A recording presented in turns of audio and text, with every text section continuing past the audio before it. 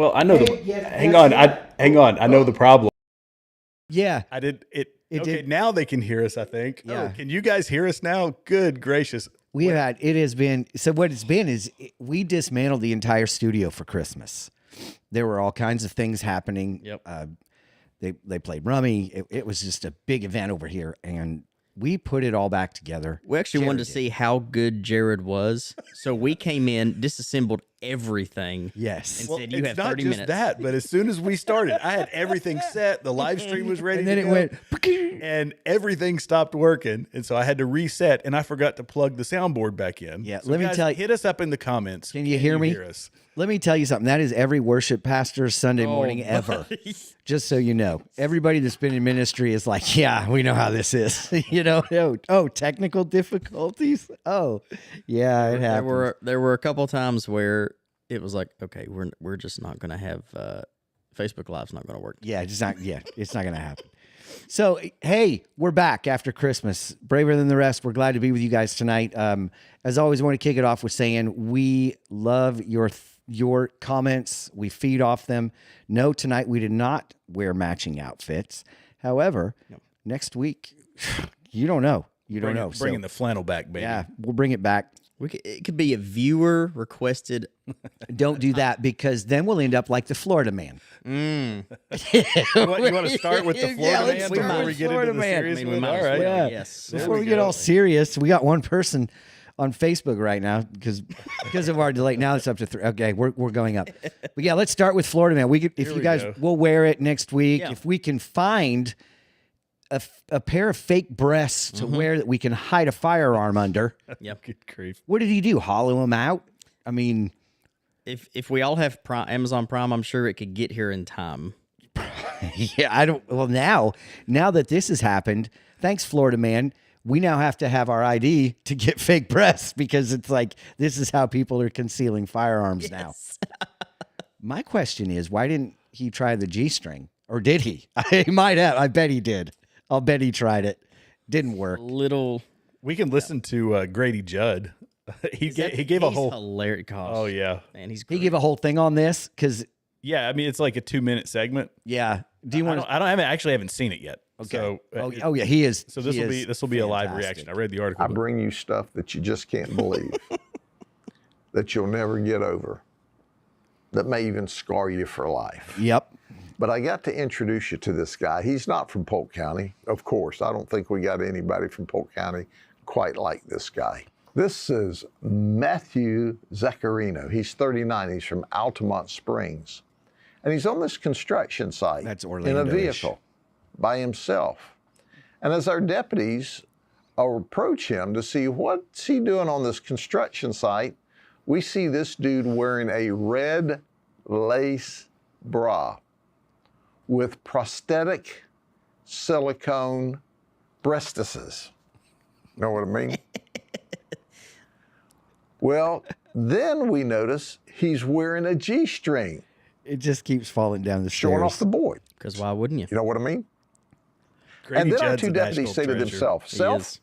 this is highly unusual." But you don't realize how dangerous these situations are, because under a prosthesis, we found a gun.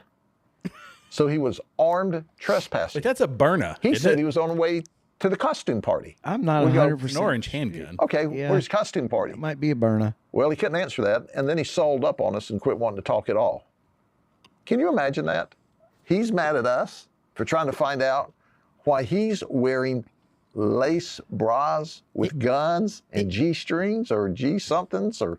He was Ooh, just it trying to have a good ugly. time. It was so Man ugly. alive. What a way to kick off 2026. You can't even, it's a shame though that you can't have a night to yourself What in is public this is America. with a red lace bra G-string and prosthetic breasts. I mean, why? And a fake handgun. Like, this is what happened to your Second Amendment, freedom of speech and expression. This is Trump's America. We're not supposed to judge people. This I is mean, Trump's yeah, America. Yeah. The dictator. I will say that what we're going to talk about tonight with the potential for civil war in Yeah, Minnesota, buddy. I know. that ain't happening in Polk County, Florida. No, it ain't. No. No, we're a feed. But man, we got a lot of things shaking up. It's insane. One of my favorite things of over the past few days, though, has been to tune in to like CNN and MSNBC just to listen to the broadcasters say Nicolas Maduro. Yeah, I can't stand it. Nicolas Maduro. and- They got to do that. Maduro and the people of Venezuela, Colombia, they can't. Yeah. They just can't help it. They can't help it. At this point, it is like diarrhea of the mouth when it comes to. I'm going to try my best. Like when you go with your high school, sophomore who's taking Spanish to a Mexican restaurant. That's what I feel like watching them. Yeah. And they're like, I'll have the empanadas. Well, it's What? Wait, what? What did you just say? it's the fear of being politically incorrect. Right? That's what they're Yeah. doing. It's like, I don't want to offend anybody, so I'm going to do my best effort at I would like the burrito with salsa. Yeah, you don't want to bring a southern accent, I guess. Nicolas Maduro. You Right. don't want to do that. You don't want to do that. So, Heaven forbid we. Nicolas Maduro. Yeah. And we'll talk about that tonight. We'll talk about Presidente. Venezuela tonight. Yeah. Yeah, we've got to talk about Venezuela. But first, let's do the Waltz because it's So what this is, this is a hot mess. right. So what this is stemming from is, well, if I can get my links to work here, nothing wants to work tonight. This is, if you guys haven't seen it, It's like this whole system is like a Somalian. yeah. That's the best view right there. Yeah. Yes. That's the whole best Here view we of the go. whole thing. There you go. So you can see It grazed him. It grazed him. They were obviously, and I'm not going to play, but they were trying to run the guy over. Yes. Right. I mean, that's Yeah. painfully obvious. Then they were hit. So the ICE officer, you can see in a separate camera angle, the ICE officer shooting into the car window. And then the driver is hit, and this is what leads to the spin out. I think there was language in this one, and we try to keep it PG-13 here, guys. So, so that's why you see it. It crashes into the vehicle, and then it just sits there and spins like it's the driver. Yeah, because her foot's on the, Yeah. So this is what spun up everybody and, had them going bananas. And Tim Walz, old Governor Tim, almost the vice president of the United States, well, that wouldn't have been a disaster. This is what he says, and this is why there's some grumblings of, is it civil war, what have you. Let's listen to him, and then we've got several other folks we can listen to. But behind his Somali flag. behind the Somali flag. Oh, Yeah. gosh. We learned that an ICE officer shot and killed someone in Minneapolis. My deepest condolences to the family, to the loved ones who had to learn about this tragic event on national television. We have been warning for weeks that the Trump administration's dangerous, sensationalized operations are a threat to our public safety, that someone was going to get hurt. Just yesterday, I said exactly that. What we're seeing is the consequences of governance designed to generate fear, headlines, and conflict. It's governing by reality TV. And today that recklessness cost someone their life. I've reached out to Secretary of Homeland Security Kristi Noem, and I'm waiting to hear back. Let me be clear. Donald Trump and his administration may not care much about Minnesota. That's been pretty evident. But we love this state. We won't let them tear us apart. We'll not turn against each other. To Minnesotans, I say this. I feel your anger. I'm angry. They want a show. We can't give it to them. We cannot. If you protest and express your First Amendment rights, please do so peacefully as you always do. Always. Can't Yeah. give them Yeah, what right. they want. Holy moly. The hearts and minds of the people in this state are on our side. I just love To watching the Americans, interpreter. I ask you this. Please stand with Minneapolis. To Minnesotans, know that our administration is going to stop at nothing to seek accountability and justice. The State Bureau of Criminal Apprehension are working on the investigation. We have activated the State Emergency Operations Center. State Patrol and Minnesota National Guard leadership is connected with the Minneapolis Police Department, the St. Paul Police Department, Hennepin County Sheriff's Office, the DNR, and Minnesota's Homeland Security and Emergency Management. We have activated dozens of members of the State Patrol's mobile response team. Can I pause this for a second? You please, Yeah, because I'm so. me I've say, got one thing. we are to- salivating. Go This ahead. is a lot of manpower, a lot of planning, because one person who tried to run over an ICE agent was taken out. I think that we'll get to the end where he talks about the natty guard, but this is a lot of posturing Oh, in absolutely. preparation for what we saw back in 2020. He is sure what it is. didn't care a whole lot about freaking Minnesota when he allowed, is it billions of dollars of fraud? Is that correct now? Yeah. Oh, yeah. About 9 billion. Yeah. Some people. We'll get into that too some tonight, people I'm say- sure. Some people say over the years it could be as much as like tens of, if not 100 billion, 80 to 100 billion. Sure didn't care a lot about your. Yeah. So I do just want to reiterate this. Like, the interpreter is the best part of this. It really is. By far. By far. She is so good. She. It is so good. So on point. Yep. And I love watching the face of the officer standing to the left of him as he's speaking. Mm-hmm. I don't know that she agrees 100% with him. I'm not sure about this, but at any rate, this is the former VP candidate from the Democratic Party. Yep.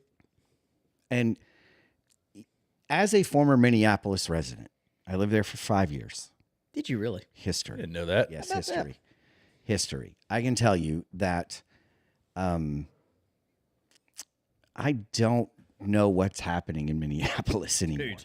It is like, it used to be the greatest city. Man, it was so fun to go to school there and the university's there, Dinky Town, all these places we used to go. It was like great.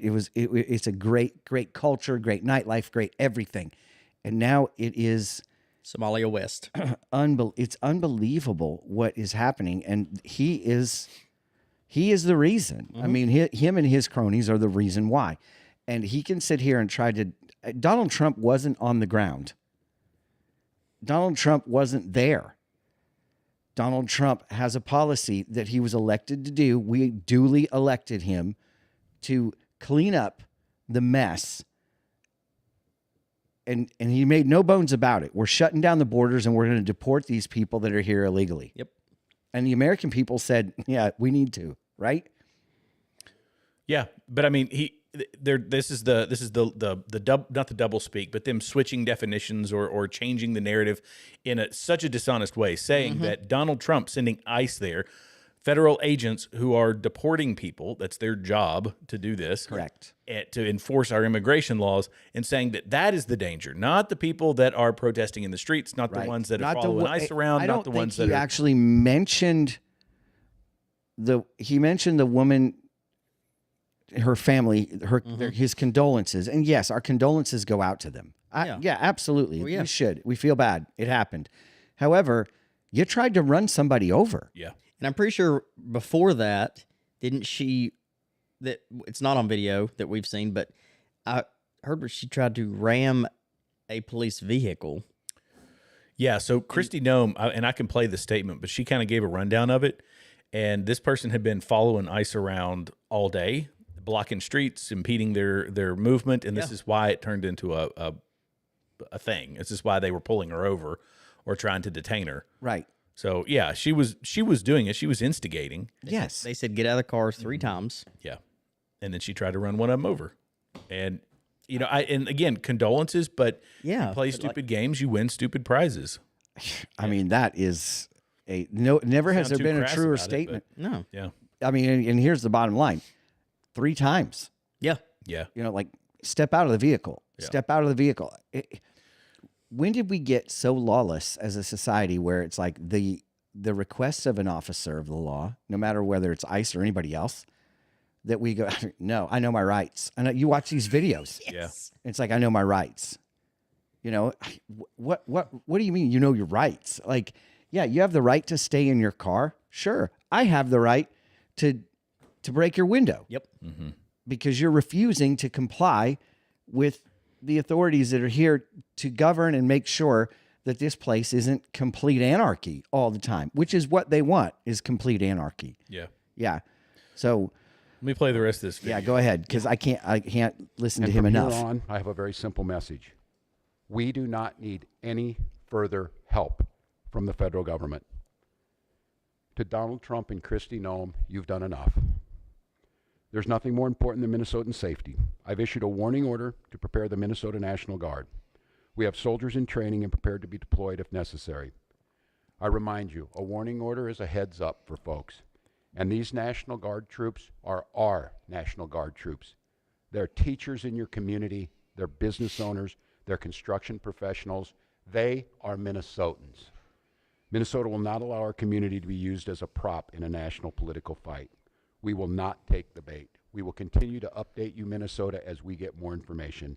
Now I'd like to turn it over to Commissioner Bob Jacobson of the Minnesota Department of Public Safety. So here's the thing. He's saying we are not going to be used as a political prop, but that's exactly what he's doing with the National Guard. Yeah. He's using the national, and I think that it's intentional. I think that he's trying to force, this is what it would be a glorious event for them if there was some confrontation between ICE and National Guard. Absolutely. That plays right into their narrative. Totally. And yeah, I think it's intentional that let's get and a warno, by the way, for everybody. It's basically the initial order that you get. You get a warno is what they call it. Yeah. And it's just enough information to start planning, but it doesn't give you a lot of specifics. That's really all it is. And here's the problem that Tim, he's not the brightest bulb. We all know that, but Nope.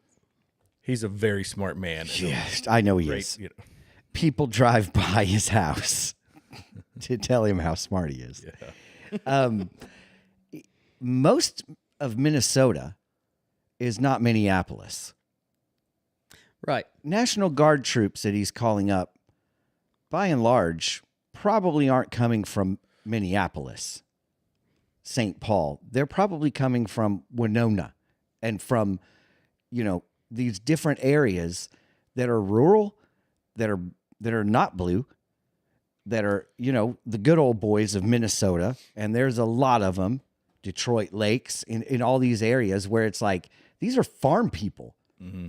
Do you think that you're going to get a National Guard base that is going to be like, we want the Somalians to stay here? Yeah. You would know this. Here's a question on this. Mm-hmm. If he could then, what would happen if the National Guard said, no, we're not helping? Could that, because who's over them? They're in the military, correct? Well, their commander in chief is the governor. Oh, Yeah. okay. Yeah. So How is it not? So the National Guard, their commander in chief is the governor. The president, if there's things that need to happen, there's all these articles and and I can never remember which one's which, but there's a lot of rules around mobilization of National Guard in support of the military.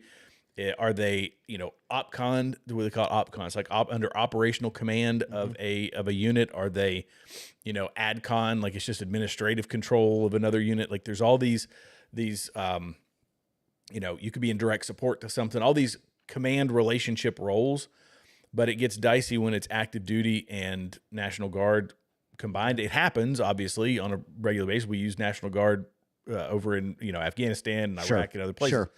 But when it's here stateside, yes, they are. Their commander in chief is the governor of the state. Okay. And they're paid by the state with, there's funding. I don't know how the funding works. The state pays the National Guard. Like if you wanted to transfer units in a National Guard unit, you have to go to the first general officer in your chain of command. So like the first 1-star in your chain of command before you can transfer out of the state. Got it. You know what I mean? Yeah. And because that general, it reports to the governor. But I think the most likely thing that happens is, and it all depends on what they ask the National Guard to do. The National Guard's not going to just say no. Like you're here to secure Minneapolis. They're not just going to say no.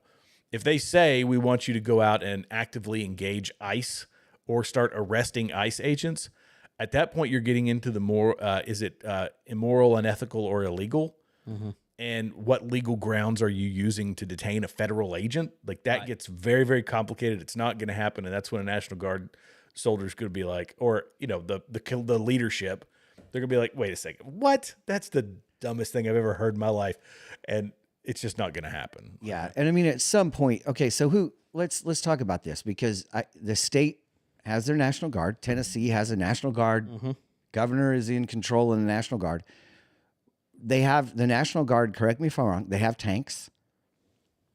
Yeah. National Guard has got combat arms and logistical support. So, yeah. Okay. And those combat arms and all that logistical support is owned by the state. Yes, correct. Okay. Is the state's combat arms better than or equal to the federal? Well, and there's a quantity issue there. So if it's the state, they obviously don't have the firepower of the federal government. Yeah. So, but you get where I'm going with this. Yeah. Also, what's to keep any of our members of Congress or Senate to call up the Minnesota National Guard to go to, I don't know, Venezuela, to, help that regime in the absence of Nicolas Maduro? I mean, Because so you're saying as a blocker move, would they mobilize the Minnesota National that Guard? would be like chess. Yeah, and that it would be would. like what he would do. Like, you know I what could we're see going to him do? doing We're going to something call the Minnesota National Guard to go to Venezuela and guard our ports. Well, I think that it has. Oh gosh, I would be speaking out of turn if I tried to in my mind the way I think it works. I'll just say that I'm not 100% certain how that would work. Okay. I never had to do a lot. I was active duty and I did all my deployments as active duty.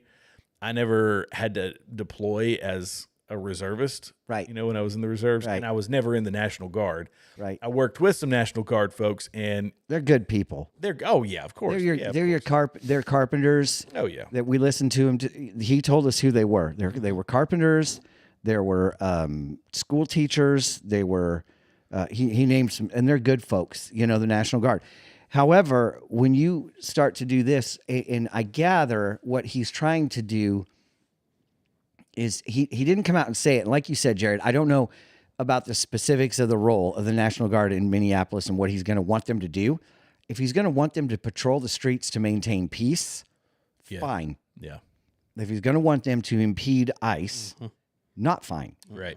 Yep. And I think that's what it is. It's because of stuff like this. So this is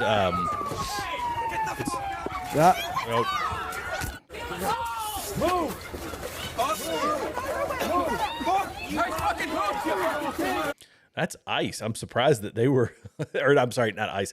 That's Fox. I'm surprised they didn't have that bleeped. Yeah. But Oh, I know, right? yeah, That must have been we're live on the ground right now. Let's go immediately. yeah. Let's go to it. Yeah. And, yeah.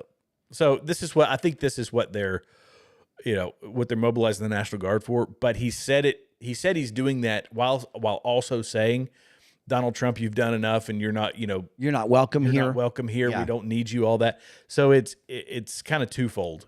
It's not necessarily to engage ICE, but I think that's what they want to goad them into. They want to goad them into some sort of a conflict. Sure. And I mean, right now, I think you're safe because here's a couple things. Number one, it is 4 degrees. And so, Oh, yeah. So I feel like you're not going to have, it's not today, obviously look at them, but like it's too cold. People are going to be like, I'm not going out and pillaging and burning down the liquor store and doing the things that I did during, the last big event. Right. So it's probably going to be unrest during the day, nothing at night kind of thing. I would assume because it just gets too cold and people get like, this isn't worth it. Yeah. However, and if that's the case and the temperatures drop and people stay home, we have a very short attention span, and there will be something else that comes up. Oh yeah. That this will go away really quickly because they forgot to riot during their, winter mess, right? So thankfully the weather is what it is. If it was summer, it'd already be burning down. Oh, it'd already be. Oh, yeah. Because people are looking for a reason. You know. And I think that this is they have to set the stage. People, it's like the primer, right? You got to have the primer for the summer of love. Yeah. Now, I could make a case that the Democrats don't want a summer of love because of the Democrat congressional approval ratings, which I can show folks here in a little while. But Yes. that was their tactic, was to be disruptive during the Donald Trump presidency and, burning down buildings and all that nonsense. There's a case to be made that they don't actually want that to happen because it's bad for them politically. However, there's probably still plenty of folks in the party who think that it would be a good idea. They need to provide the primer for that to happen, and not that it's going to happen in the winter, because like you say, Minnesota in the wintertime, ain't nobody no going fun. outside. It's no right? fun. It looks like that the whole entire.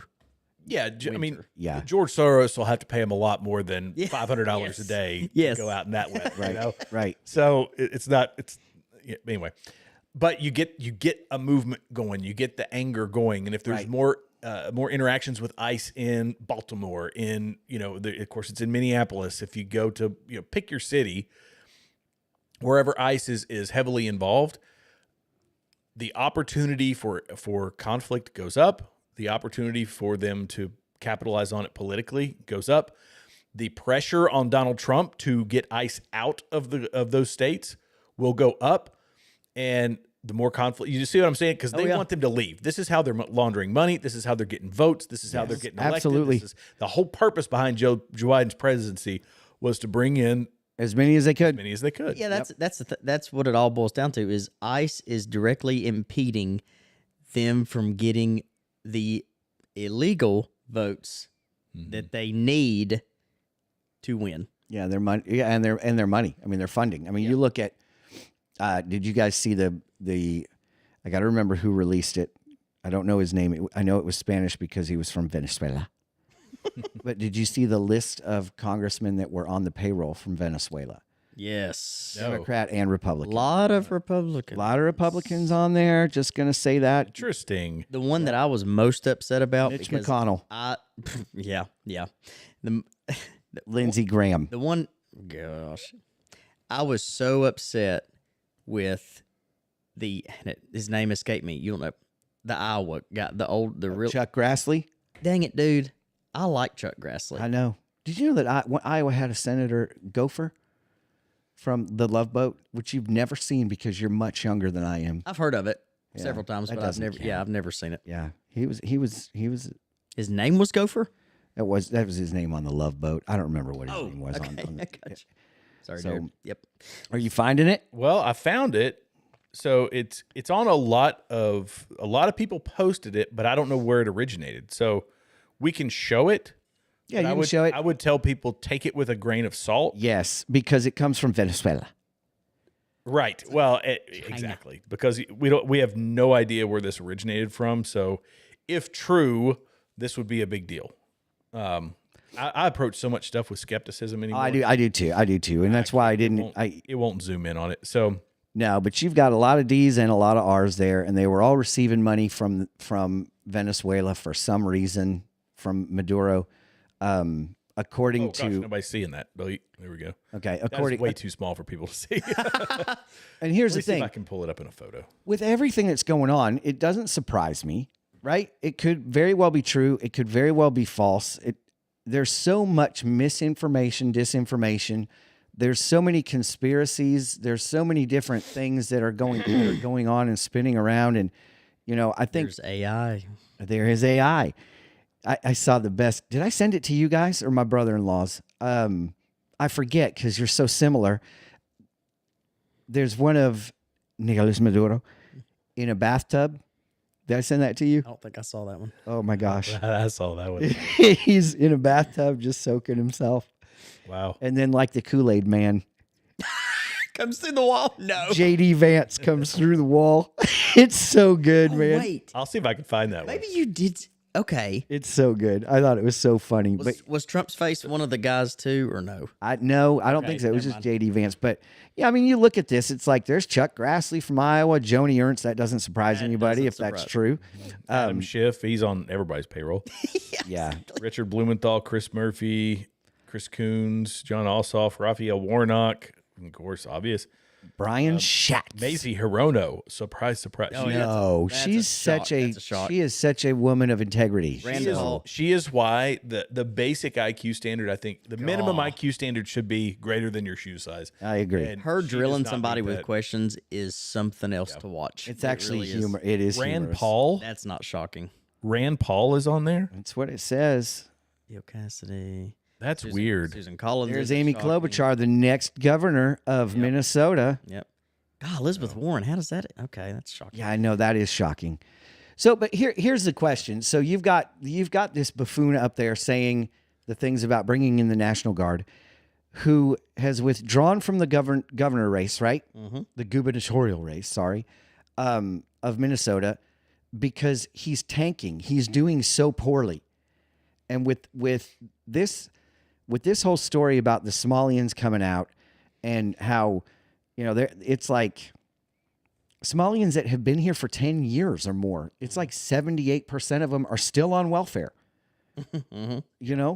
It's costing Minnesota billions of dollars. It's costing us billions of dollars to have them here. They're not benefiting us. Nope. And Here's some interesting testimony. This is is this today's? Yeah, I think this one's from today. Yeah. I saw some of didn't see these. this. Yeah, this is good. You've talked about some of these funds were used to buy property in Kenya, Yes, sir.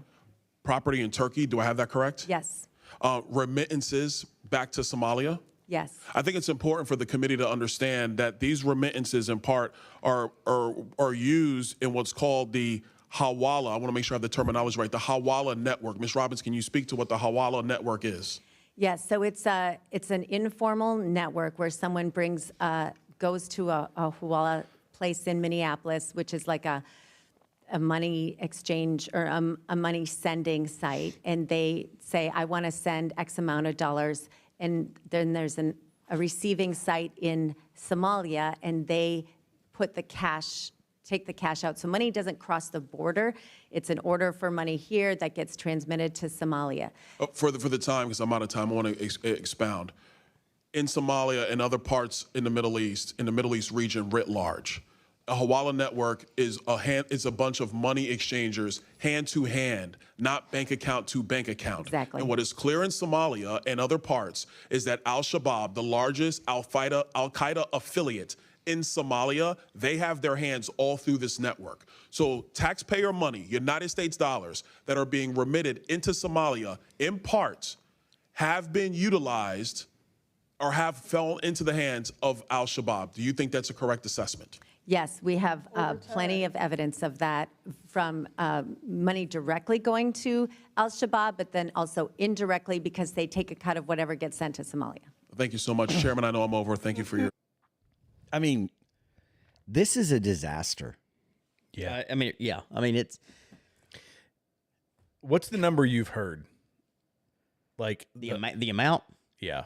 What I heard was from Nick Shirley, and from all of his reporting. Let's talk about Nick for a second. Oh my because goodness. His reporting, the guy that's been, helping him find all the daycares and all that. the big guy. Yeah. His estimates were 80 to 100 billion over the past, I forget how many years. So it was over many years, but Last number I heard was 18.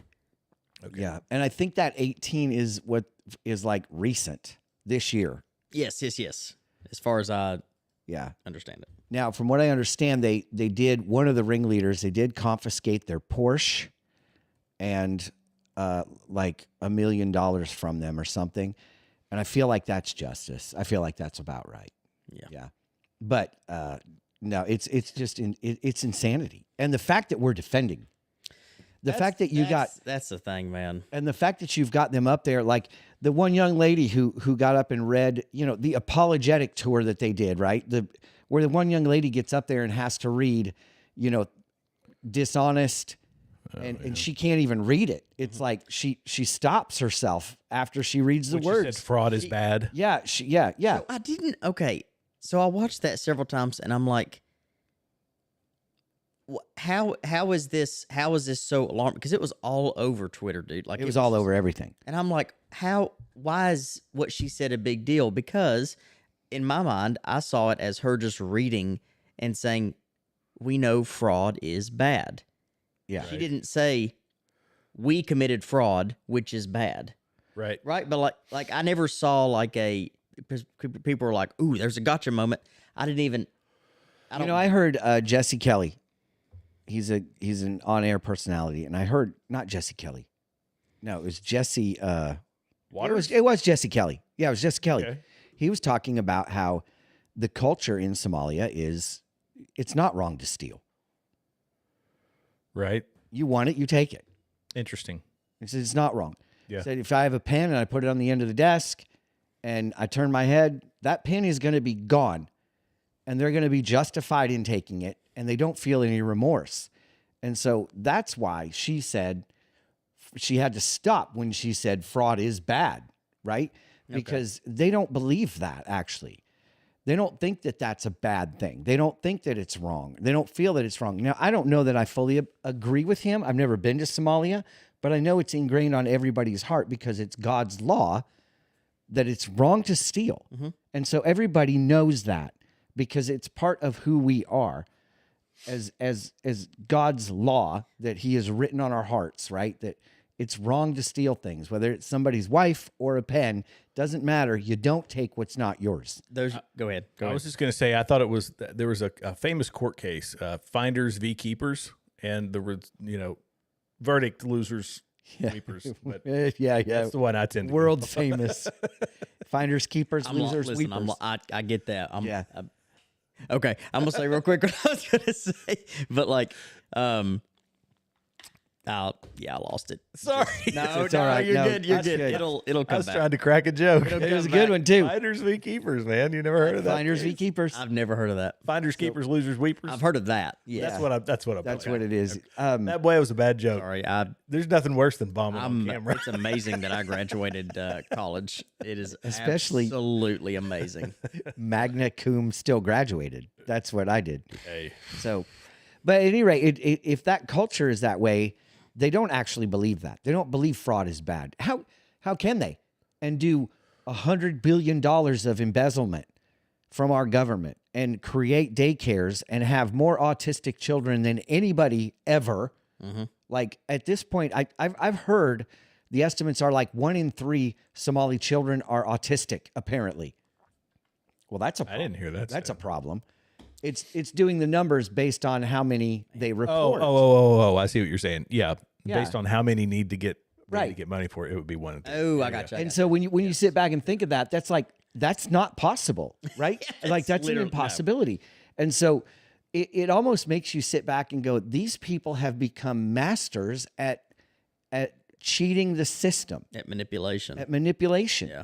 And then for Tim Walz to want to keep them. And yes, you know what? He's not running for governor because I think Minneapolis may be fine with it. But the rest of the state is like, oh no, this isn't okay. You got to think these people, by and large, the demographic outside of Minneapolis is Swedish, these are people, the Norwegians, the Germans, these are people that are by and large white, hardworking people who have been there for generations, and they're probably really not okay with their tax dollars going to somebody for $4,000 glasses. That kid, you saw that kid was wearing those glasses, and it's like they're $3,000 or Yes. whatever, and it's like, give me a break. He hasn't worked a day in his life, and they just sit back and collect my money. Yeah. You think Minnesota's okay with that? You think Minnesota's okay with, go ahead and call up your National Guard, Tim. Because I guarantee most of those guys are going to come in there and be like, get them out of here. We don't want them here. They'll have to follow orders. That's where it gets weird, right? They have to follow orders unless they do what, they're being suggested. It was being suggested by, the retired. You've got that clip of the retired general, right? Or retired. it was come on. Mark Kelly. Yeah. Oh, yeah. Don't comply. Yeah, don't comply.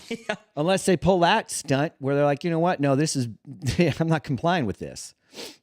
Yeah, they're going to cut his pension over seditious 6 video. And he's going to stick to his guns and double down is what he said, right? Yeah. Well, it makes me wonder if the reason that he's dropping out, Tim Walz, not Mark Kelly, but the reason that Tim Walz is dropping out is because what's been revealed is just the tip of the iceberg. Oh, it is Oh, yeah. absolutely. Yes. Absolutely. And Yes.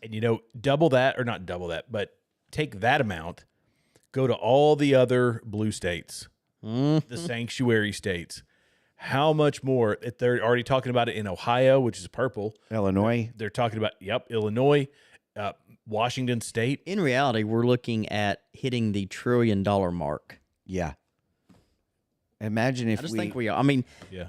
it's already in the billions. Yeah, why not be trillions once you hit every state?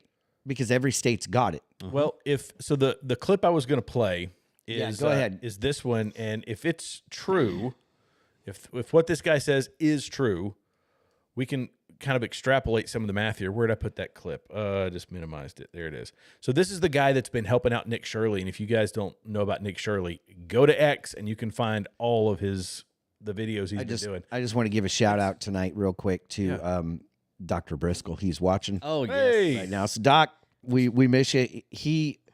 I'm going to talk about in a few minutes. So a book that he gave me that is literally blowing my mind. Oh, wow. Okay. Yeah, and that doesn't happen often. I'm But surprised he has time to comment. He sees a lot of patients throughout the day. Dr. Briscoe? Yep. Yes, he does. Oh, buddy. Yes, he does. All right. Let me play this real I've quick. lived my whole life here, and my opinion is that this is the worst fraud in human history. What is occurring in Minnesota and more specifically in the Twin Cities right now? How much money do you think has been sent around fraudulently here inside Minnesota? Over the years, I would say anywhere from 80 to 100 billion dollars. Right now, the big controversy. Oh, I've lived my whole And that's Nick Shirley. For anybody that, so as you're looking for his I've lived my content, whole life. oopsie, I've lived 23 my whole life here, golly. and Apparently I can't pause the video. Tonight is not my night. Yeah. So if that's over the years, yeah, you could probably find close to $1 trillion over the years. So I mean, Over the years, yeah. Yeah. Yes. Now, listen, everywhere you go, fraud is going to exist. It's been there since biblical times, right? I mean, since Jesus, fraud exists. It just does. But it is the job of the government or the authority Yep. to step in and make sure that fraud isn't happening. When that government takes its hands off the wheel and allows fraud, and not only that, but I believe participates in it, Yep. Yeah. that's where we're at. We've got a real problem, and we need a house cleaning. And like I said, and I'll stick to this, there are a lot of really great, solid Christian people in Minnesota. Yeah. I mean, a lot. And I don't believe for a second that Tim Walz is going to get the results out of his National Guard that he's hoping for if he's going to try to get them to stand in the way of investigations and all that stuff. It ain't going to happen. They're going to say, no, these people need to be held accountable. There needs to be justice. Well, Because you take Minneapolis, St. Paul out of Minnesota, it's red all day long. it's the same as Colorado. It's the same as California. You get rid of the big cities and it becomes a different area, right?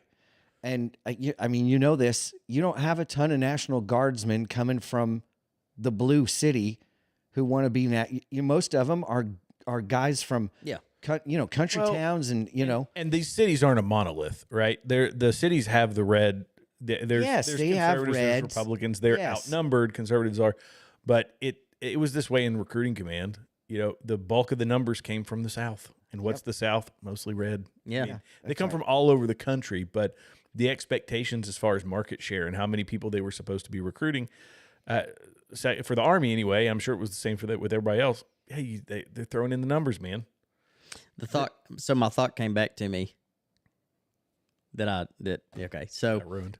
we need Go ahead before you forget. when you were talking about having the thought of stealing it's inherent. God has given that to us, that it's bad. That's where a lot of I like to watch a lot of videos where these people go to the colleges and debate basically what Charlie Kirk did.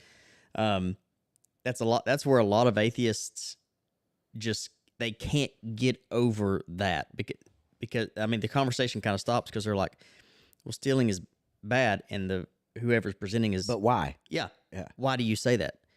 Well, because it just is. Who said that it was? Right.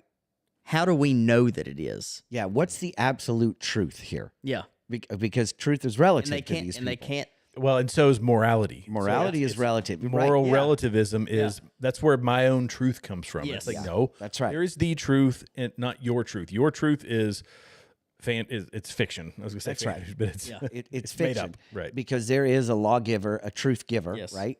It's not a truth giver. There is truth. Yeah. He's not the giver. He is truth, right?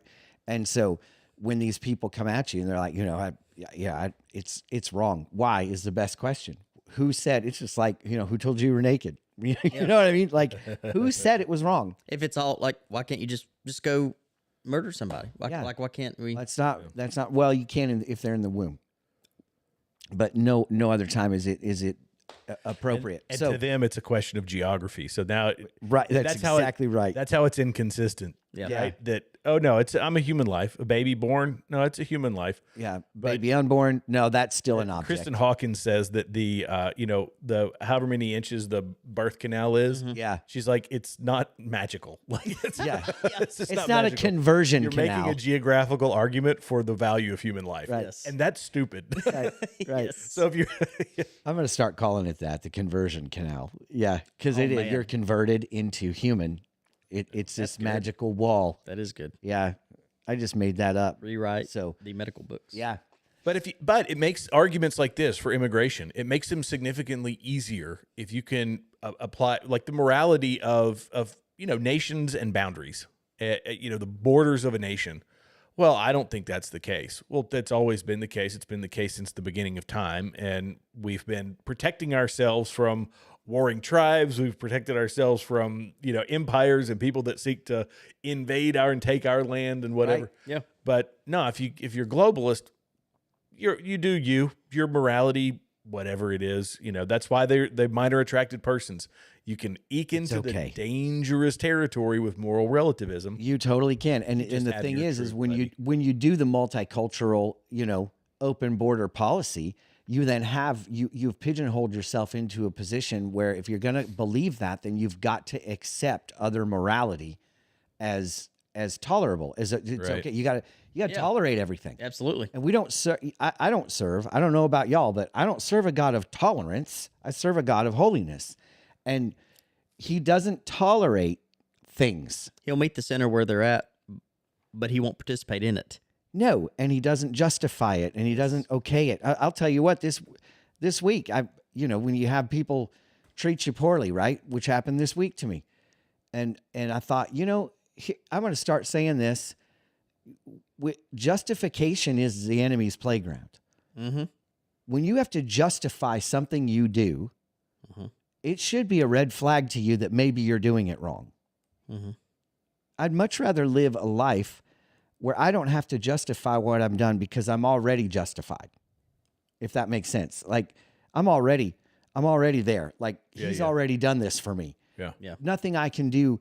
But when I have to sit back and go, well, it's okay for me to say that about you because of what, I think about what you did or whatever it is. It's like, well, no, that's not really actually okay. What you need to look at is, am I doing this because it's right, or am I doing this because it makes me feel okay about what I'm doing? If that makes sense. If I'm going to mistreat somebody, is it because they had it coming? Yeah. Yeah. I mean, just the fact you're going to mistreat somebody should tell you you're wrong. But when you have to do it with the they have it coming mentality, Because it's you're not valuing them as a person at that point. bingo. But what if they actually do have it? Right. Now, if they do have it coming, that's different. And that, this is a great lesson because they do have it coming and they got it. They're getting it. But I don't like that, Jeremy, because sometimes they do have it. But it's not coming from Haven't we- me. But haven't we? I know this is going to sound churchy, Yeah, go ahead.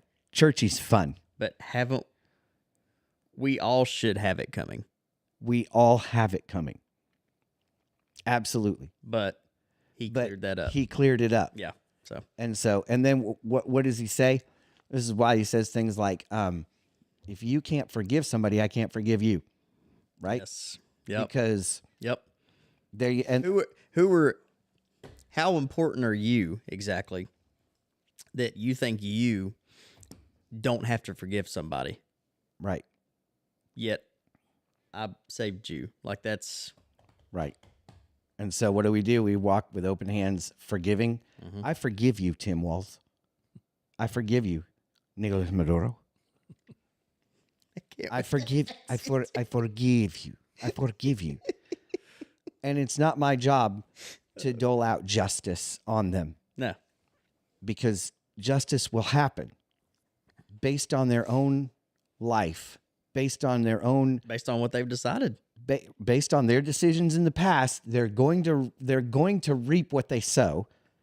I don't have to be the reaper for. I don't have to be involved in this. And based off their Well, decision about I mean, you're right. In the end, you don't. But in the interim, I mean, we could talk. Nicolas Maduro was subjugating his people. He was taking their money. He was taking their resources. He was starving them. He was trafficking drugs. He was doing all of these things. Because there is justice and justice here on this correct. earth. Yes, but but if he sits in prison and truthfully finds Jesus, he's there. Yeah. But he's still going to pay for his crimes. Absolutely, yeah.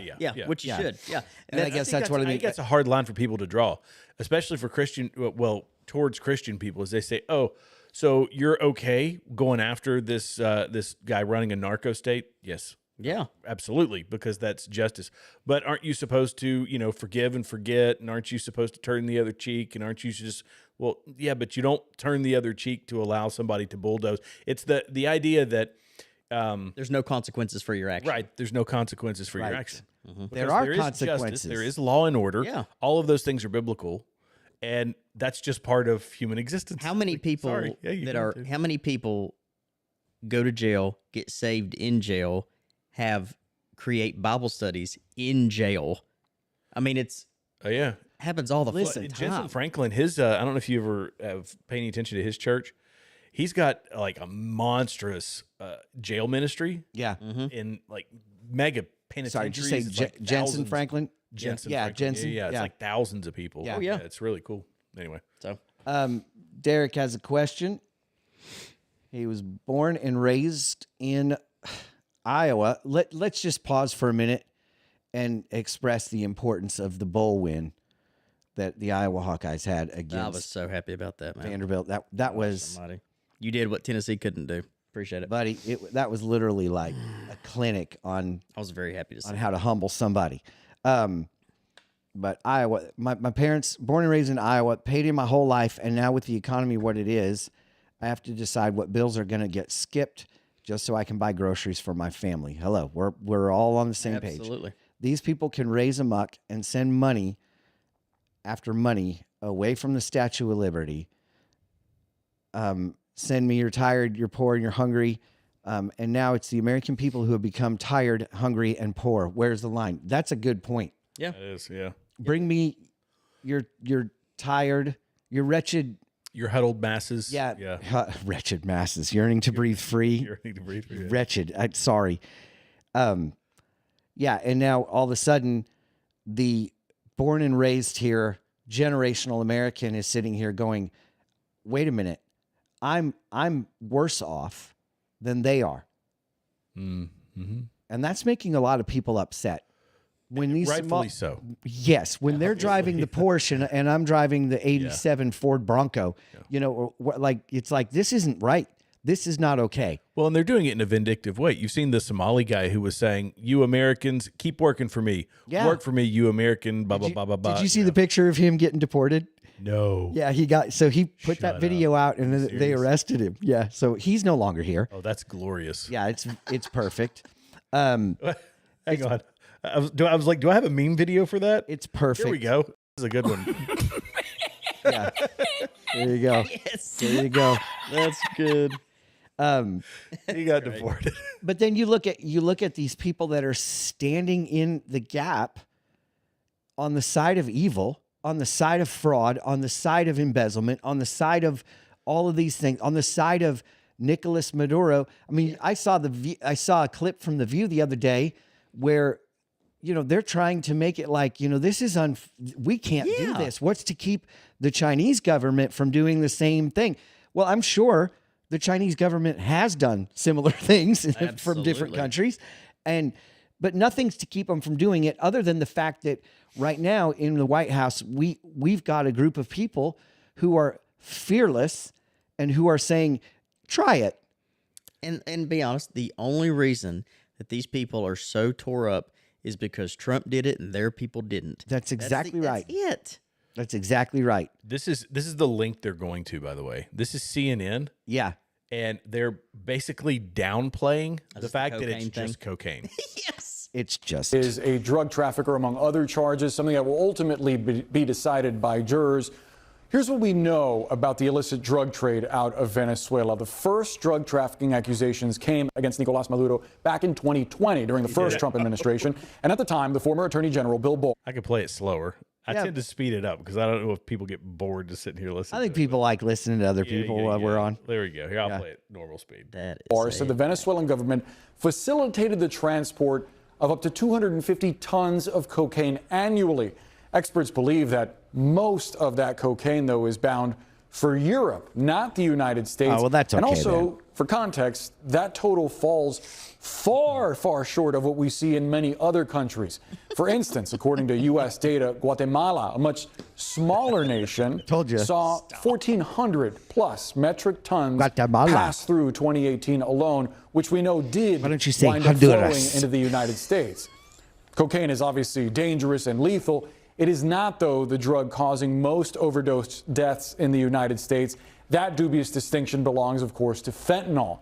In 2024, the CDC says that drug killed more than 48,000 people here in the United States, more than half the total number of overdose deaths nationwide that year. Cocaine accounted for just about 22,000 deaths.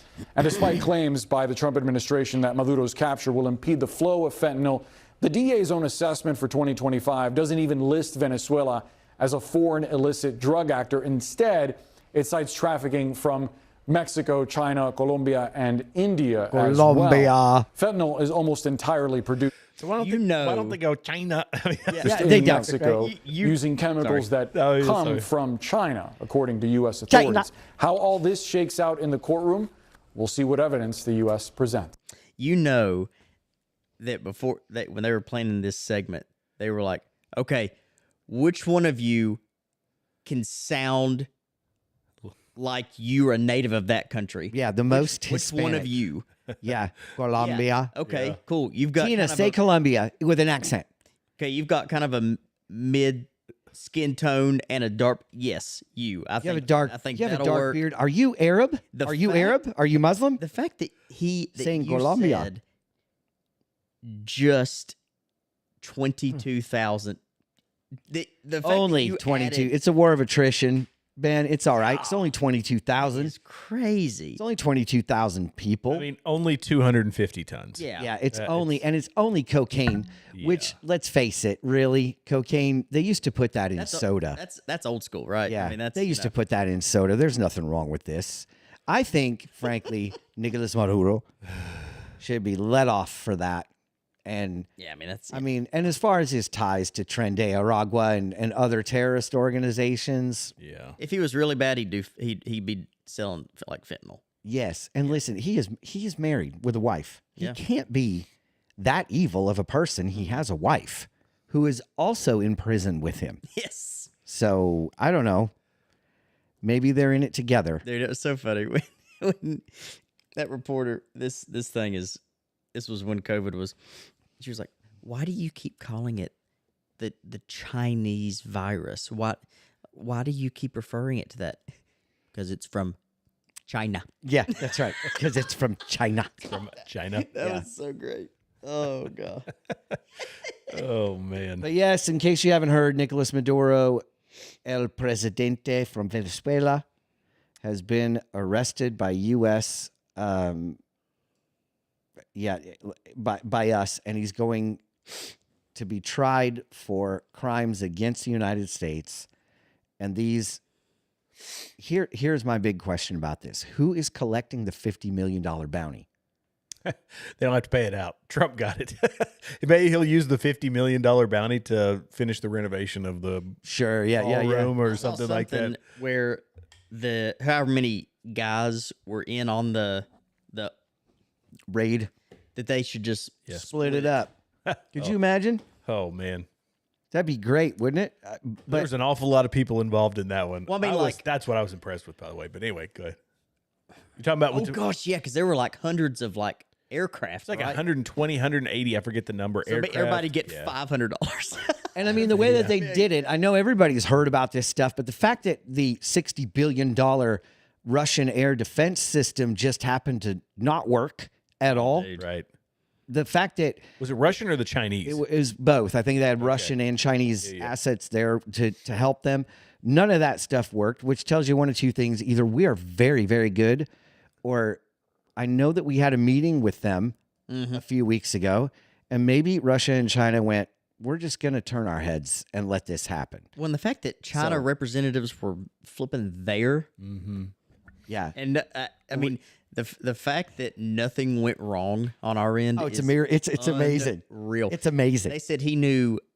His wife said, "I think I hear aircraft," and that was 3 minutes before they came and got them. Wow. They had no time to get in like their safe house. Nothing. Well, and then I heard, That's nuts. and I don't know if this is true. This is allegedly that it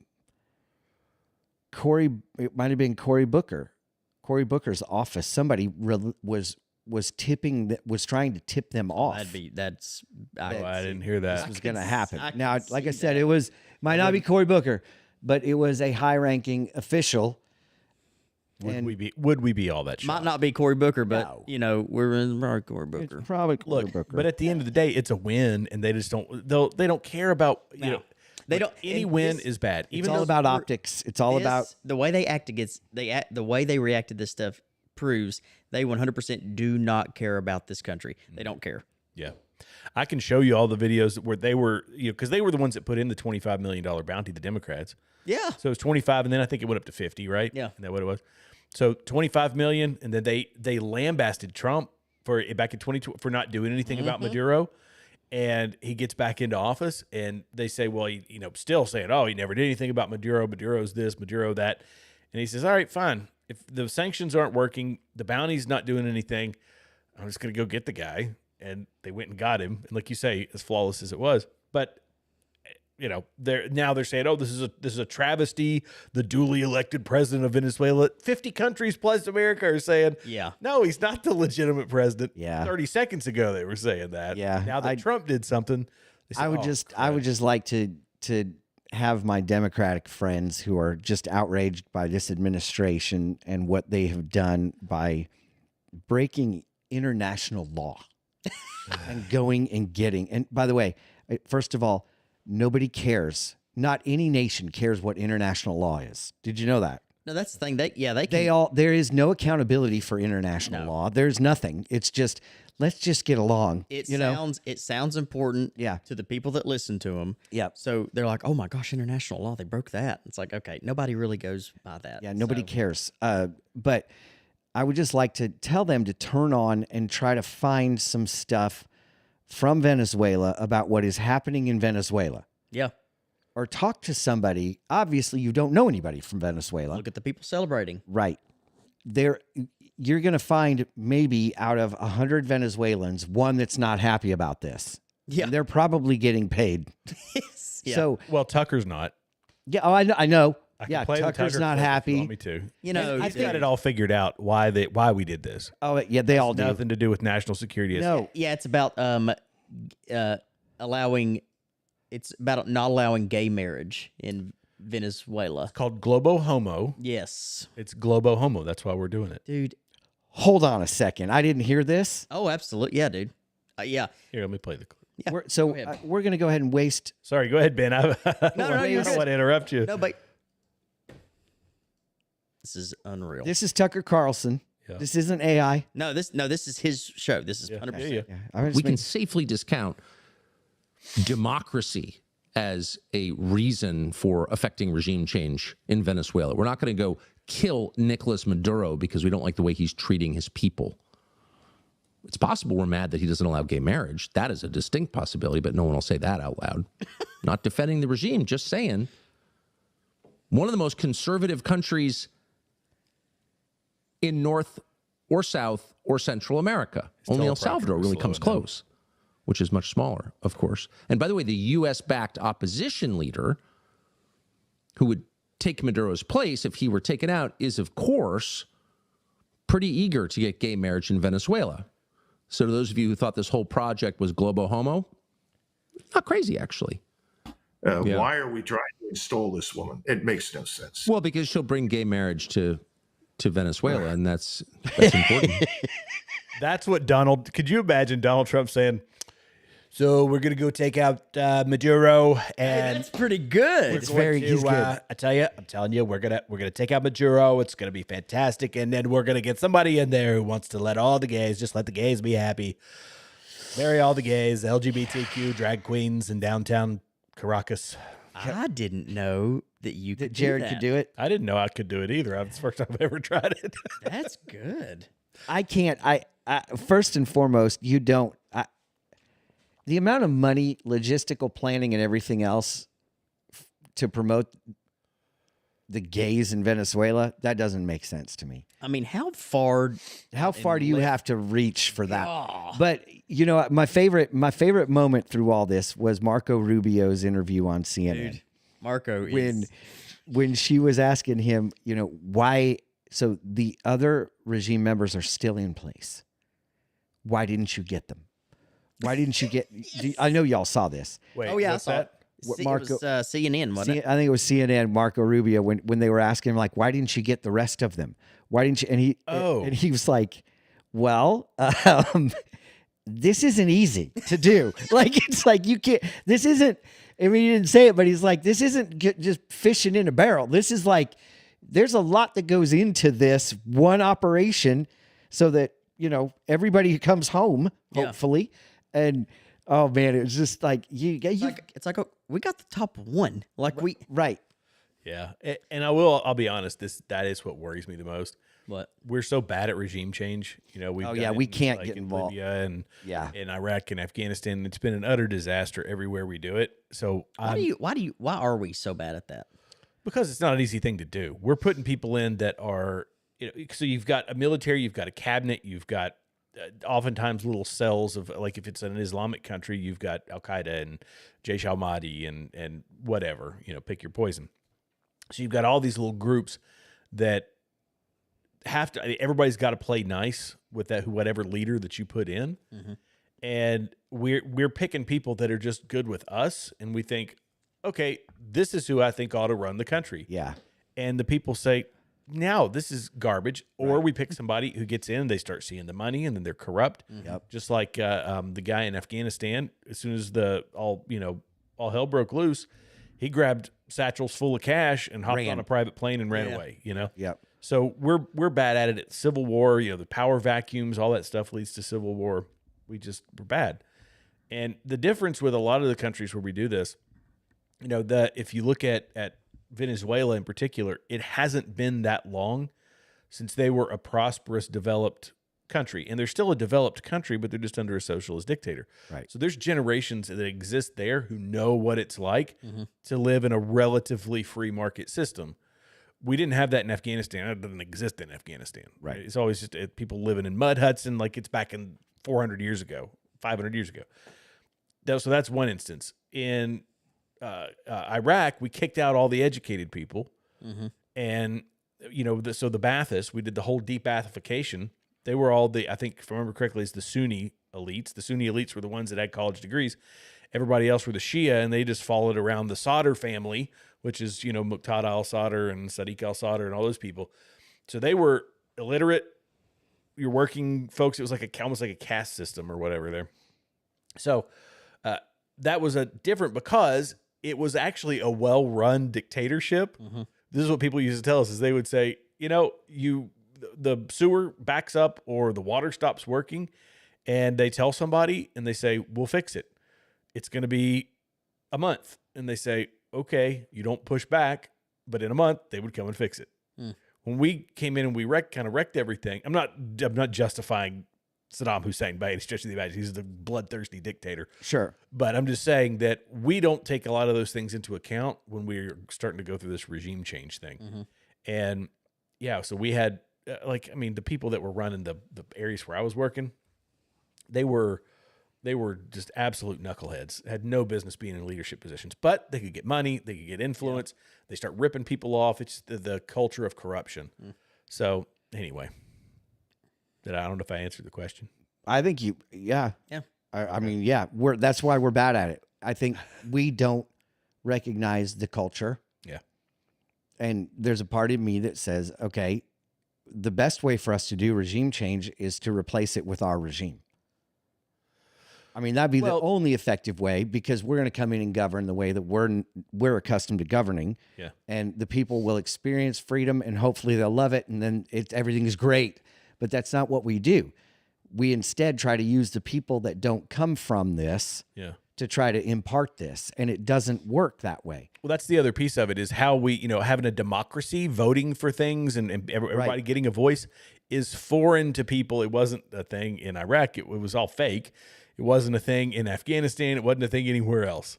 We say we're going to make everybody. It doesn't work with Islam. First off, no, it doesn't work with Islam. Democracy is not. It doesn't work with. It's entirely antithetical to a republic. We'll call it a republic. Right. So yeah, you don't get that there. What's like Nick? I mean, Maduro, when he was shocked that he got all these luxuries of what was it when he was in court or when. Whatever. Oh yeah, he was shocked that he had any say in, not if he went to obviously prison or not, but he was afforded, like, I don't know, a lawyer. Okay, yeah. He couldn't believe, because he came from he came from ruling over everybody. Yeah. To y'all have like choices. Oh, okay. Bail. He said, I can get bail. And they said, yeah, you can negotiate for bail. Mm-hmm.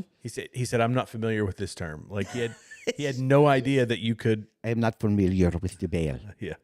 But that's what people take for granted, that, in our system, it's unlike any other. And order the room service with empanadas. So at any rate, I mean, and so we got Venezuela, and then you've got Iran. Now, I know you might not have a graphic for that, but I don't for Iran. I'm going to tell you, Iran is what is happening in Iran is absolutely amazing, and the news isn't covering it. Nobody's covering it, but what is happening in Iran is something that I believe is, I think Jeremiah. I wish Dr. Briscoe was here. I think it's in Jeremiah. God establishes a city in Iran, in the end, which tells you something. Yep. Iran is not going to stay Iran. Something is changing there. There's a wind blowing across this, Iran, where they are experiencing an organic. This is not the United States government trying to regime change. This is the people of Iran saying enough is enough is enough. And I think a lot of it, the catalyst for it was probably in no small way the fact that we went in and just obliterated their nuclear facilities and all that stuff. Like, we can. They know that we can. So I think they're like, we're no longer afraid of this regime. They've lost so much that the people of Iran are rising up organically, and it's spreading from city to city to city. It's just amazing to see what is happening. I didn't even know. I had no clue. And God is on the move. And I'm telling you now, that's something you need to look up, because it is everything that is happening in Venezuela right now has been happening in Iran for weeks. The people are dancing in the streets. They're going crazy. They're burning the police stations, the IRCGs. These people are walking away from being. They're like, I don't want any part of this. The footage is amazing. You have to look for it, because our media is not covering this for some reason. Probably because it's not us that's doing it, and Trump isn't involved, and they have nobody to blame it on. And it's like, look, they're doing it. Good stuff doesn't sell. No, but it is really amazing what is happening there. And as a believer in Christ, there are a lot of Christians in Iran that we need to pray for and lift up right now. And in no small way, I believe that they're a big part of what's happening there, that God is doing things to the hearts of the Iranian people. And we're starting to see the results of that, which is really amazing. But yeah, I think when you start to look around the globe, it's a forest fire after a forest fire all over the place, right? Yeah. And now we've got, a oil tanker that belongs to Russia that doesn't belong to Russia, but it does. It flew like the Russian flag. Was that correct? But and it's like, what in the world is happening right now? There's a lot of just different stuff happening. Deception. Just so different. It's deception. But hey, silver and gold. Silver and gold are on the rise. Yeah. Through the roof, man. Listen, if you own any of that, good for you. If you don't, now, listen, I will preface this with, honestly, I have no flipping clue. But I read about people that do have a clue. And Find this. it's actually, they say that it's still not a bad time to, obviously buying gold is about $4,500 an ounce right now. That's a bit of a, that's a bit of an investment. But silver, highest it's ever been, almost 80 right now. Is that what it's at? Yeah. I haven't checked it today. It's 70. It's gone.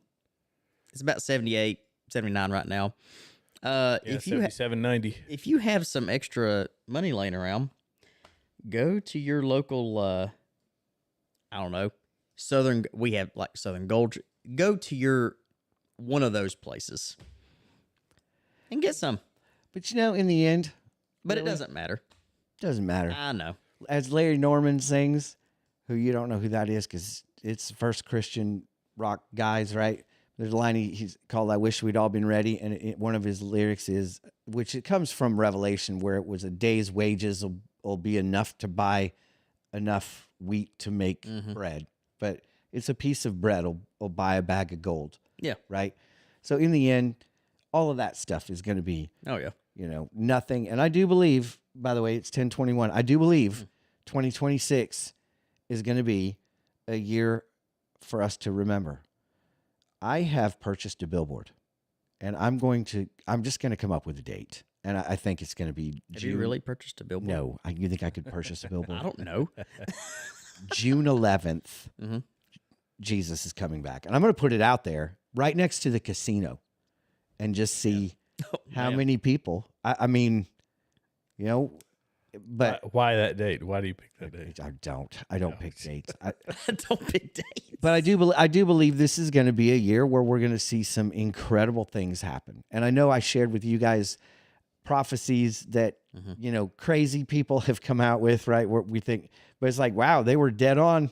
I mean, the one guy especially that predicted the assassination of Trump and there's Brandon Biggs. What he said about the alien craft. Did you like it's like, yeah. And where did he say it was gonna go to Venezuela? He came out with some other stuff. That's weird. He came out with some stuff with Venezuela. I mean, it's like, wait, what? Before yeah. So I mean, so those are the things you sit back and go, hey, they could be dead on, and that's great. It doesn't matter. And I think sometimes we get at this fever pitch where it's like, oh, did you see this? Did you see this message? See this message? No, man, it doesn't matter. God has orchestrated it from beginning and end. And what I wanted to talk about tonight was Dr. Briscoe got a book for me. And this book is called The Isaiah Matrix. You want your mind blown, the Isaiah Matrix will do it for you. There are 66 books in Isaiah. There's 66 chapters in Isaiah. There are 66 books in the Bible. Yes. Did you know that chapter 1 of Isaiah is completely harmonic with Genesis? Chapter 2 of Isaiah is harmonic with Exodus. Harmonic as in? They almost line up. If you read the book of Isaiah, who wrote it in, however many years he wrote it, right? Yeah. I don't know how long it took him. It doesn't say how long it took him. There's a lot there because he was a major prophet. So Probably the most famous. yes, Yeah. but it is blowing my mind. Every page I'm reading of this book, I'm like, this is insanity that God has taken, because I questioned as somebody who's, been in ministry, studied the word. I'm like, so who said what guy said that Genesis should be, first and that Exodus should be second and Leviticus should be third. And, well, the Council in Nicaea decided this and, like what books are in the canon, what books are out of the canon, who decides that? Man did. And so, well, there you go. Men are prone to mistakes. And so we've got, and you hear all these arguments in the theological world about the Bible and being completely harmonic and everything else. And we've all seen the rainbow of how this all ties together and how there's no way that this wasn't all orchestrated. This is a nail in the coffin to that argument. This is like, this seals the deal that there is absolutely no way that God didn't have his hand in putting this all together, all the way down to what was accepted and what was denied as far as being part of it, the order in which scripture was put in the Bible by not the by us, by men, later. It is amazing to see how everything had an order and everything had a place. And it's cyclical. And how God did this blows my mind. But of course he did it this way. Yep. Because he's God. Because you got a lot of people out there that say, well, the book of Enoch was not included in the Bible. Correct. I mean that's like you and other. And even though the book of Enoch is used in scripture. Yeah. It wasn't part of scripture. Correct. Right? Yep. There are a lot of things that were. It also doesn't mean that it's, I guess, am I right in saying that it also doesn't mean it's not meaningful? It's meaningful. Yeah. There's a lot in there that's meaningful. There's a lot in there that is not meaningful. Yeah. Yeah. It's like I think the way Wes Huff describes it is that it's descriptive. Yes. But it's not inspired word of God. That doesn't mean it's false or that everything in it is false. Correct. It means that it's not inspired. Right. It's not inspired. So that's kind of why. And it's history. I like what our pastor says that a lot of stuff that happened in the Bible by people of God is not stuff that God approved of. It's just history. It's just what happened. They write what happened. Yes, they had he had 500 wives, or whatever. It's like, that's not right. And God didn't approve of that, but it's what happened. And he made that choice and he paid for it. But anyway, I wanted to just touch on this for just a minute because this is important to people. A lot of people that listen to us are people that would claim to follow Christ. And I just want to encourage you with this, that the book of Isaiah and this book that I've been reading called the Isaiah Matrix, which Dr. Briscoe highly recommends, is literally affirming the fact that the order of scripture in which the man has put it in the Bible is completely harmonic with the prophet Isaiah, who wrote about Christ more than anybody else. Way before Christ was even considered, right? He didn't know any of the other writings. Yeah. It's not like these guys got together to collaborate this giant story. He was alone and he wrote this and it was inspired by God. And here we are thousands of years later where this gets put together and it's completely harmonic with Isaiah being relatively in the middle of the Bible, right? 66 books. It's right there in the middle. And it points to the beginning and to the end without the Bible being put together, without Isaiah knowing it, right? It is amazing to me. I'll have to get that. I'll have to get that book. Yeah. Well, you know what you can do? You can actually go and see if you can read, how they give you the preface in chapter 1, you get a preview of it. Just see if that whets your appetite, because for people that want to learn and want to, I got this, it's a hunger. Yes. Is it, because you go No, it's not deep. It is and I got it is Briscoe. It is a little deep, but it's not too deep. Like my wife read a lot of it and was like, "Wow." Okay. Now my wife is a deep person. Like that. But I'm not saying you ain't smart enough to read this. You'd sit down and make like the Owen. Wow. Yeah. Wow. Wow. Wait. What was his name? Owen. Shoot. His last name's Owen. Oh. Owen Wilson. Owen Wilson. Yeah. Owen Wilson. Wow. Wow. Yeah. Kind of have to do it with. Oh wow. Yes. Be like a little bit of yes. Yes. So at any rate, I want to check it out though. I do. I want to encourage you guys to.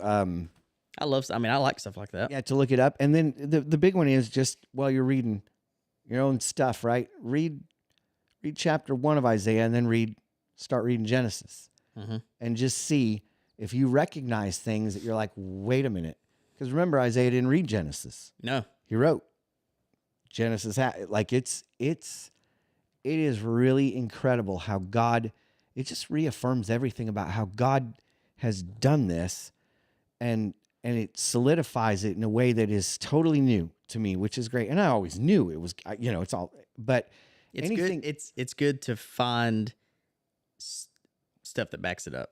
Yes. Yeah, it's cool. Those nuggets, right? Yeah. Those nuggets where you're like, it's like listening to Chuck Missler. Mhm. I don't know if you've ever listened to Chuck Missler, but if you've never listened to Chuck Missler, shut off Candace Owens and listen to Chuck Missler. Find him.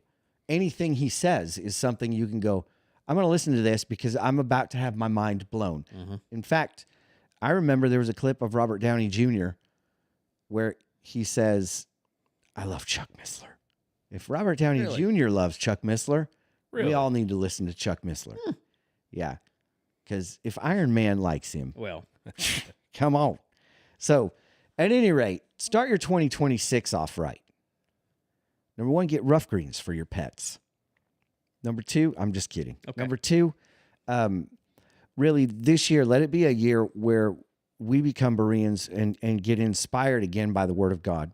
And I do have this so I'm doing this songwriting retreat with some worship people. okay. And the assignment is to come up with something that is new, fresh, it's yours, whatever. And we're all get together, collaborate, and see what comes out of the weekend. Great. I've really been struggling with what do I do, God? What do I even bring to the table? I've written songs, I've written this, but no, God wants to do something new. And so I've been getting deeper into the Word, into okay, the way that I operate is I'll take a couple verses and kind of mull it over for a week. I know it sounds ridiculous, but I like to do deep word studies and stuff. So, and then, I read the chapter or whatever, but it's been a while since I've been in just reading the Psalms for reading the Psalm's sake. Mm-hmm. And so I've done that for the past week. I've just been in the Psalms, just reading. And it is amazing how there's this, I just want to get back into it. I just want to, so, but let's just be a year where we just commit ourselves and purpose in our heart that we're going to not only serve God and serve one another, but we're going to get into His Word and get to know Him more, if that's cool. And we've got the internet, which is an incredible tool for us to listen to people like Chuck Missler, who are very knowledgeable and will actually blow your mind on some things. And it's fun to listen to because it all just reinforces the grandest of schemes by a loving God for us, where the plan has been since the beginning of time and orchestrated throughout history perfectly according to His plan. There are theologians and people that'll say, well, the crucifixion was God's plan B. No, the crucifixion was God's plan A. There was no plan B. God doesn't need a plan B. Because He's God and He sees the beginning from the end. So He doesn't have to have an alternative plan. He knows exactly what's going to happen. He wrote the story already. And whatever you and I do is going to be part of that story. He already knows the ending. So I think it's really fascinating. Get into the Word this year. Make it a new, fresh priority for you to say, hey, I'm going to sit down and I'm not, going to read the Bible in a year, even though there's nothing wrong with that. But when you're reading for the sake of reading, that's a little bit like, okay, you're wasting my time. Let's get into the Word and pray about it before you get there. God, what do you have for me as I open up your Word this morning or this evening, and just see what the Holy Spirit begins to speak to you, because it really is. It's challenging. I'm challenging myself with this too. So, at any rate, episode number 1 of 2026. I can't even say that, dude. 2026. I know, it is wild. Yeah. That's it. That's it. We love you as always. I want to thank you guys for joining in and being vocal. Anything on Rumble you want to? Tristan said, wow, you've sold me on the Isaiah deep dive. Will do. Oh, Tristan, I actually, yes. There's a whole bunch going on there. But we just appreciate you I really want to have her on at some point. Yeah. Yeah, that'd be good. I think it'd be fun. Because there is very few have been with us since day one. Her and Wayne every week. It's great. you know. So I'd love to celebrate that and get you guys on. Maybe we can have some burritos. Hey, there we go. Yeah. Or some tacos. How do they say tacos? Taco? Probably taco. It's They say- tacos. there's no fun. There's no fun. Taco. Tacos. Get a taco. Oh, they call them tacos. What about the fajitas, Jeremy? Yeah. Fajitas. Well, that's Vegetas. Yeah, everybody knows. Well, everybody not knows. only is it that, but when we end this, I'll tell you what it also is. Yeah. Oh, you can say Oh, it. Now, okay. another way you can pronounce it. You can say it on here. When I was a worship leader, starting, I want to. I'll tell a story. This was I'll let Ben tell a story. You know, the worship guy is like number 2 in command, right? It's like nothing's fancy. Nothing. You can't do anything right, but you can't do anything wrong. Yeah. Kind of thing. And so I'm up there, and I was talking about us having a men's group Mexican night. In fact, I got so much ridicule because I came up with like Up in Smoke for men's group, which was fantastic. right? And we would smoke meat and get together. But I called it Up in Smoke, Right. because, you know, and then it was like, oh yeah, the guy from Colorado, you know, is calling it Up in Smoke. Okay, and, you Cheech know, and Chong. Yeah. But I got up and Haley was, it's just so bad. But I got up and was talking about what we're going to eat. And I was trying to just be phonically correct and funny, you know. I'm like, we're gonna have some tacos. We're gonna have some fajitas. He said that. I said it. And Haley in the background, you can hear. So we're gonna have some tacos, some fajitas, and she goes, "Oh no." Yeah, it was on Facebook. You know, it's so great. Anyway, yeah. Needless to say, that Mexican night was the most highly attended men's group we've ever had. So, if you're listening and you're a men's pastor, that's what you say during Mexican night, and they'll come out in droves for that one. He's giving you permission to use that. Yeah, you just tell your men you're having fajitas. Yep. So, anyway, we do value your opinions and insight. If you have something you want to talk about or pray about, you can go ahead and email us at braverthantheRest@gmail.com. Also, you can comment and we respond. Comment first and then go email. Yeah, comment first. Even if you severely, in your heart of hearts, disagree with us, please comment. Oh, those are the especially comments. Yes. Comment. Like, I love the disagreeing heart because it's just, it's great. The discourse I is get what we all want. kinds on my show. Oh, I bet you do. The key is you get because you get bombarded in the comments by the trolls. The trolls. But once you get a really good audience, or when you got a really good audience, they're like, "Brr!" You let them shoot them down. Yeah. That's right. Yeah, they do all the talking for you. Yeah. So, yeah, it's kind of like the talking on the SEC Big Ten argument and which is better this year. I follow that. It's fun. It's so great. Yes. So, at any rate, we love you. Keep your eyes to the skies. Our King is returning. Braver than the rest. Till next week. Have a good night and a good week.